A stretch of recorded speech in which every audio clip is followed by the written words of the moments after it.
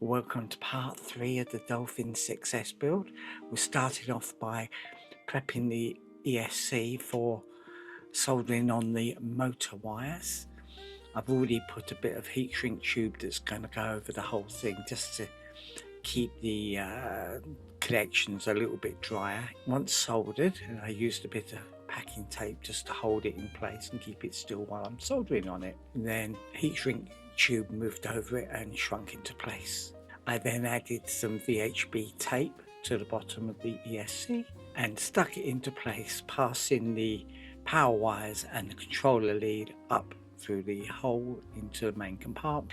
To keep it looking nice, I used a paint pen to colour the wood just to keep it looking black like the rest of the plane.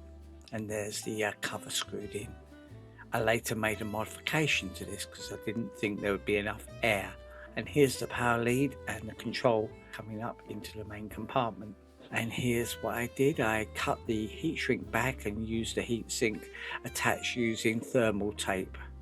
I spliced up the cable for the GPS unit, and on the bottom of the GPS unit I added a lot of VHB tape to stick it to the top of the flight controller, and in between the layers of the VHB I added copper tape to just add a little bit of shielding.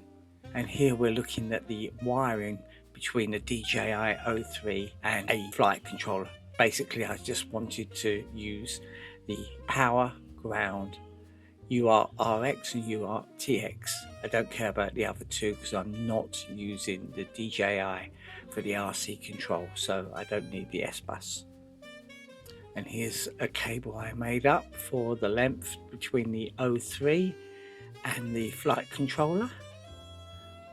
In the middle of that I've put an RC switch from Menace, and the earth you can see is switched on that, so you can turn on and off the power.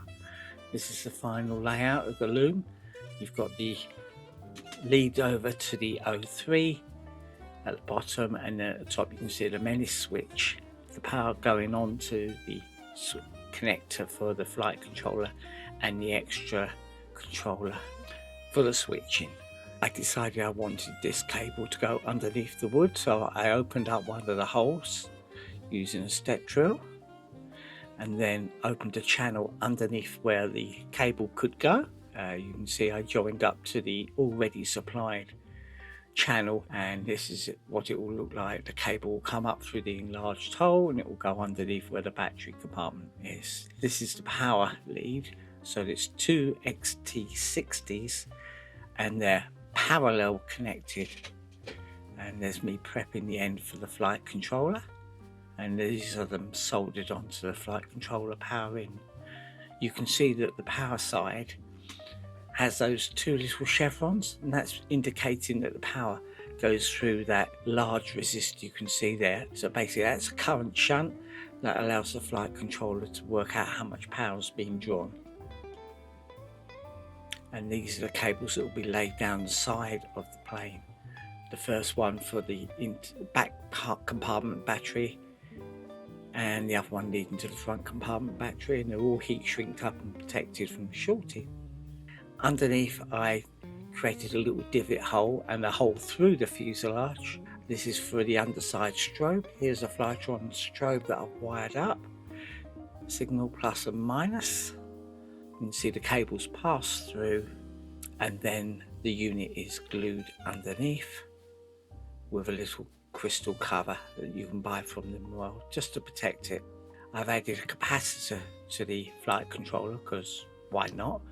That's 100 microfarad, 35 volts. And I also took a divot out of the main base here. This is to allow the cables to go underneath for the external beeper stroke USB cable. This is the cable for the RC. It's 4 channels, so you've got plus, minus, RX and TX. So making that cable up, I've just laid it in there. At this point I'm trying not to glue anything where I don't have to. It's all about testing, getting the lengths right, and just laying in and planning.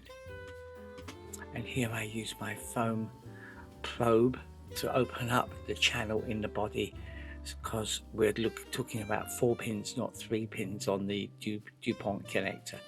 And so the cable now comes through ready to go into the flight controller. The next thing I'm going to do is the power for the lighting, planning the light routes for the LED strips, and then finally sticking everything down and making it permanent.